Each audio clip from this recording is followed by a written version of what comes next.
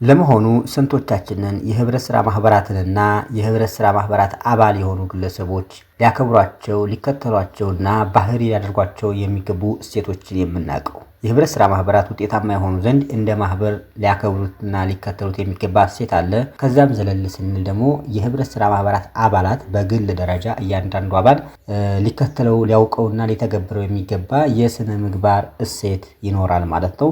ዛሬ በዚህ ዝግጅት እነዚህ ነው የምናያቸው። የህብረት ስራ ማህበራት በማህበር ደረጃ ሊከተሉት የሚገባው ወይም ደግሞ ሊያውቁትና ሊተገብሩት የሚገባው መሰረታዊ የሆነ እሴት የምንለው ምንድን ነው? አንደኛ ራስን በራስ መርዳት ነው። ሁለተኛ የግል ኃላፊነትን መወጣት፣ ሶስተኛ የዲሞክራሲ ባህልን ማስፋፋት፣ አራተኛ እኩልነት፣ አምስተኛ ፍትሃዊነት እና ስድስተኛ ወንድማማችነት ናቸው። ሁለተኛው ጉዳይ የህብረት ስራ ማህበራት አባላት ሊኖራቸው የሚገባው የስነ ምግባር እሴቶች አሉ። እነዚህ የስነ ምግባር እሴቶች ምን ናቸው ወደሚለው ስናልፍ ደግሞ መጀመሪያ ላይ የምናገኘው ታማኝነት ነው። ሁለተኛ ግልጽነት፣ ሶስተኛ ተጠያቂነት፣ አራተኛ አሳታፊነት፣ አምስተኛ ማህበራዊ ኃላፊነትና ስድስተኛ ሌሎችን ማሰብ የሚሉት ይገኙበታል ማለት ነው። እንግዲህ ለዛሬ ያዘጋጀው ዝግጅት ይህን ይመስል ነበር። በቀጣይ በሌላ ዝግጅት እስከምንገናኝ ድረስ ሁላችሁም በያላችሁበት ቸር ሰንብቱ።